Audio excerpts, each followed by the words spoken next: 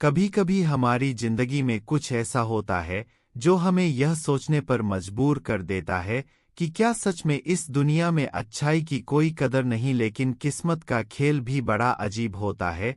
सुबह के 10 बजे थे। रिया वर्मा अपने काम पर पहुंच चुकी थी। दिल्ली के एक बड़े सुपरमार्केट में वह एक कैशियर के रूप में काम करती थी। अपनी मुस्कान के साथ ग्राहकों का स्वागत करना, बिलिंग करना और खुद को सबसे तेज और सटीक कैशियर साबित करना, यही उसकी रोजमर्रा की जिंदगी थी। रिया को यह नौकरी बहुत पसंद थी। वह साधारण परिवार से थी और यह नौकरी उसके घर के लिए बहुत जरूरी थी। उसकी मां बीमार रहती थी और छोटे भाई की पढ़ाई का खर्च भी उसी के कंधों पर था। लेकिन उसे क्या पता था कि आज की यह शिफ्ट उसकी जिंदगी को पूरी तरह बदल देगी। बाबा, आपके पैसे कम पड़ गए। दोपहर के समय एक बूढ़े आदमी ने कांपते हुए हाथों से सामान की टोकरी काउंटर पर रखी। रिया ने मुस्कान के साथ उनका स्वागत किया और बिलिंग करने लगी। नमस्ते बाबा, कैसे हैं आप? बूढ़े आदमी ने हल्की मुस्कान दी। बेटा, बस किसी तरह गुजर बसर कर रहा हूं। दवाई भी लेनी थी पर पहले राशन लेना जरूरी है।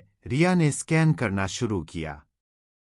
चावल, दाल, तेल, ब्रेड और कुछ सब्जियां बिल्कुल 870 हुआ। बाबा ने अपनी जेब से कुछ सिक्के और मुड़े और नोट निकाले। उन्होंने बड़ी कोशिश की लेकिन कुल 0 रुपए ही निकले। बाबा घबरा गए। अरे, लगता है पैसे कम पड़ गए, शायद कुछ सामान वापस करना पड़ेगा। उन्होंने तेल और ब्रेड वापस रखने की कोशिश की लेकिन रिया के दिल में हलचल मच गई। एक बुजुर्ग आदमी जो खुद के लिए 2 वक्त की रोटी नहीं जुटा पा रहा, क्या उसे दोबारा सोचने पर मजबूर किया जाए? रिया ने इधर-उधर देखा। सुपरवाइजर दूर खड़ा था, सीसीटीवी कैमरा भी ठीक ऊपर था, लेकिन उसका दिल इस बूढ़े आदमी को खाली हाथ नहीं जाने देना चाहता था। रिया का एक बड़ा फैसला, उसने अपनी जेब से 770 निकाले और चुपचाप काउंटर में डाल दिए। बाबा, चिंता मत करिए, आपका बिल पूरा हो गया, सामान ले जाइए। दोस्तों, कहानी बहुत ही ज्ञान वाला प्रेरणादायक है। इस कहानी को पूरा जरूर सुने और मित्रों, इसी के साथ साथ हमारे चैनल को सब्सक्राइब जरूर करें और बेल आज दिन का बटन जरूर करें ताकि जो भी वीडियो अपलोड करें उसका नोटिफिकेशन पहले आपके पास पहुंचा है। मित्रों, एक प्यारा सा कमेंट करें और हम इसी प्रकार की वीडियो अपलोड करते रहे। दोस्तों, इसी के साथ आगे बढ़ते हैं। बाबा की आंखें भर आई। बेटा, तुम बहुत नेक दिल हो, मैं तुम्हारा यह एहसान कभी नहीं भूलूंगा। रिया ने हंसते हुए कहा, कोई एहसान नहीं बाबा, बस यह समझिए कि आपकी पोती ने आपको उपहार दिया। बाबा ने उसे ढेर सारी दुआएं दी और धीरे धीरे बाहर चले गए। रिया को लगा कि उसने दिन का सबसे अच्छा काम किया था, लेकिन उसे नहीं पता था कि यही उसकी जिंदगी का सबसे मुश्किल दिन बनने वाला था। सुपरवाइजर की गूंजती आवाज जैसे ही बाबा चले गए, सुपरवाइजर कर चिल्लाना शुरू हो गया, रिया तुमने अभी क्या किया? री घबरा गई। सर, मैंने बस तुमने किसी ग्राहक का बिल अपनी जेब से चुकाया। क्या तुम्हें कंपनी की पॉलिसी का कोई अंदाजा भी है? रिया हड़बड़ा गई। सर, वह बाबा बहुत परेशान थे। सिर्फ ही तो थे, मैंने अपने पैसे दिए, कंपनी के नहीं। सुपरवाइजर का चेहरा गुस्से से लाल हो गया। यह एक प्रोफेशनल जगह है, कोई चैरिटी सेंटर नहीं। हम यहाँ बिजनेस करने आए हैं, दान देने नहीं। रिया ने फिर समझाने की कोशिश की। सर, मैं समझती हूँ, लेकिन लेविन सुपरवाइजर ने हाथ उठा दिया। कोई बहस नहीं, तुम अब और इस सुपर मार्केट में काम नहीं कर सकती। तुम्हें अभी और इसी वक्त नौकरी से निकाल दिया जाता है। रिया के पैरों तले जमीन खिसक गई। क्या जिंदगी एक झटके में बदल गई? रिया का दिमाग सुन्न पड़ गया। इतनी छोटी सी मदद और इतनी बड़ी सजा। उसकी आंखें छलक आई, लेकिन वह खुद को ले रही। ठीक है सर, अगर इंसानियत की कोई जगह नहीं है तो मैं भी यहाँ काम नहीं करना चाहती। सुपरवाइजर ने सिक्योरिटी गार्ड को बुलाया। इसका बैज और यूनिफॉर्म ले लो और इसे बाहर निकाली। रिया ने अपनी यूनिफॉर्म का बैज निकाला और गार्ड के हाथ में थमा दिया। अपने छोटे से बैग को उठाया और बिना कुछ बोले सुपरमार्केट के दरवाजे से बाहर निकल गई। बाहर जाते ही उसकी आंखों से आंसू गिर पड़े। अब आगे क्या होगा? क्या उसने जो किया वह गलत था? क्या अब उसे कोई और नौकरी मिलेगी? लेकिन उसे क्या पता था कि यह सिर्फ एक नई शुरुआत थी। शाम के 6 बजे थे। रिया एक पार्क के बेंच पर अकेली बैठी थी। उसकी आंखों में आंसू थे, लेकिन वह उन्हें गिरने नहीं दे रही थी। एक छोटी सी मदद के बदले मेरी पूरी नौकरी चली गई, वह खुद से ही सवाल कर रही थी। वह सोच रही थी कि अब आगे क्या करें। घर जाकर माँ को क्या बताएगी? भाई की पढ़ाई का खर्च कैसे उठाएगी? क्या कोई और नौकरी मिलेगी इतनी जल्दी? तभी उसके फोन की घंटी बजी। स्क्रीन पर माँ का नाम चमक रहा था। उसने कांपते हुए फोन उठाया। हेली, मामा की आवाज आई। बेटा, तू ठीक तो है?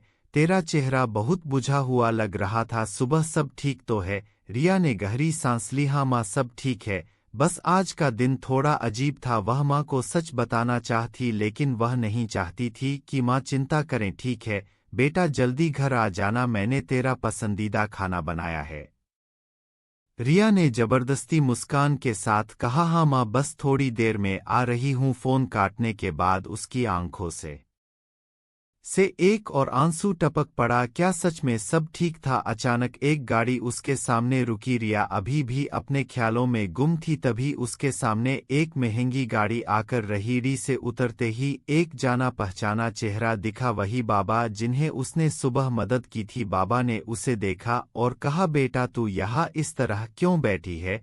क्या हुआ? रिया हिचकचाई। कुछ नहीं बाबा, बस यूं ही। बाबा ने गहरी सांस ली और कहा, बेटा मुझे सच सच पता, मैं सुबह से तुझे ढूंढ रहा हूं। रिया ने सिर झुका लिया और धीरे से बोली, बाबा आज मुझे मेरी नौकरी से निकाल दिया गया सी इसलिए क्योंकि मैंने आपकी मदद करती थी। बाबा के चेहरे पर चिंता की लकीरें उभर आई। क्या सिर्फ की मदद करने के लिए? रिया ने सिर हिलाया। हाँ बाबा, मेरे सुपरवाइजर को यह पसंद नहीं आया। उन्होंने कहा कि सुपरमार्केट बिजनेस करने के लिए है, चैरिटी के लिए नहीं। बाबा कुछ देर तक चुप रहे, फिर हल्की मुस्कान आई उनके चेहरे पर। बेटा तुझे क्या लगता है तूने जो किया वह गलत था? रिया ने तुरंत जवाब दिया, नहीं बाबा, मुझे लगता है मैंने सही किया, लेकिन इस दुनिया में शायद अच्छाई की कोई कदर नहीं। बाबा ने मुस्कुराते हुए कहा, बेटा अच्छाई की कदर देर से होती है, पर होती जरूर है। तभी बाबा ने एक ऐसा खुलासा किया जिसे सुनकर रिया के पैरों तले जमीन सिक गई। जिस सुपरमार्केट ने तुझे निकाला वह मेरा ही है।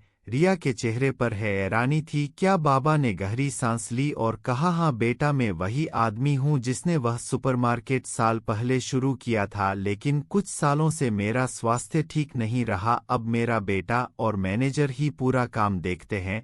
रिया को यकीन नहीं हो रहा था। तो इसका मतलब है कि आप इस पूरे सुपरमार्केट के मालिक हैं? बाबा हंस पड़े। हाँ बेटा, और तूने जिस इंसान की मदद की वह कोई आम आदमी नहीं बल्कि उसी कंपनी का मालिक है। रिया की आंखों में आंसू आ गए। बाबा मुझे नहीं पता था, मुझे बस लगा कि आपको मदद की जरूरत है। बाबा ने प्यार से उसके सिर पर हाथ रखा। यही तो तेरा सबसे बड़ा गुण है बेटा, तूने बिना किसी लालच के मेरी मदद की और अब मैं तुझे इसका इनाम देना चाहता हूँ। अब से तू इसी सुपरमार्केट की नई मैनेजर होगी। रिया को लगा कि उसके कानों ने कुछ गलत सुना है।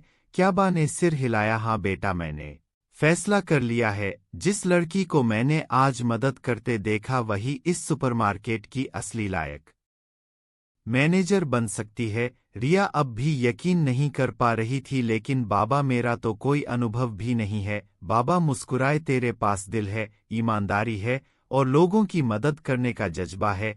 एक अच्छे लीडर में यही गुण होने चाहिए। रिया की आंखों में खुशी के आंसू छलक आए। उसकी जिंदगी में एक ही दिन में कितना कुछ बदल गया था। सुबह उसे नौकरी से निकाल दिया गया था और अब वही कंपनी उसे मैनेजर बना रही थी। बाबा ने मुस्कुराते हुए कहा, कल से तू अपनी नई नौकरी ज्वाइन करेगी और हो तेरे सुपरवाइजर को भी समझाने का वक्त आ गया है। अब यह जगह इंसानियत और ईमानदारी के लिए जानी जाएगी। अगले दिन रिया उसी सुपरमार्केट में फिर से पहुंची, लेकिन इस बार वह एक कैशियर नहीं थी, वह सुपरमार्केट की नई मैनेजर थी। जब उसके सुपरवाइजर ने उसे देखा तो वह हैरान रह गया। तुम यहाँ क्या कर रही हो? रिया मुस्कुराई और कहा, मैं अब से यहाँ की नई मैनेजर हूँ और सबसे पहले मैं यहाँ की पॉलिसी बदलने जा रही हूँ। सुपरवाइजर का चेहरा पीला पड़ गया। लेकिन बाबा ने आगे बढ़कर कहा, कहा, अब से इस सुपरमार्केट में इंसानियत की भी जगह होगी। अगर कोई जरूरतमंद आता है तो उसे इज्जत दी जाएगी, ना कि धक्के मार कर निकाला जाएगा। रिया ने गहरी सांस ली और कहा, यह मेरी जिंदगी का सबसे बड़ा सबक था कि अच्छाई कभी बेकार नहीं जाती। अच्छाई का फल देर से मिलता है, लेकिन जरूर मिलता है। रिया की मेहनत और ईमानदारी ने उसे एक नई पहचान दिलाई। जी लड़की कल तक नौकरी के लिए परेशान थी, वह आज पूरे सुपरमार्केट की मालिक की सबसे बड़ी भरोसेमंद बनी। इस कहानी से हमें यह सीख मिलती है कि अगर आप दिल से अच्छे हैं और सही काम करते हैं तो दुनिया आपको जरूर पहचानती है। अगर आपको यह कहानी पसंद आई तो इसे अपने दोस्तों के साथ शेयर करें, क्योंकि अच्छाई का फल देर से मिलता है, लेकिन जरूर मिलता है।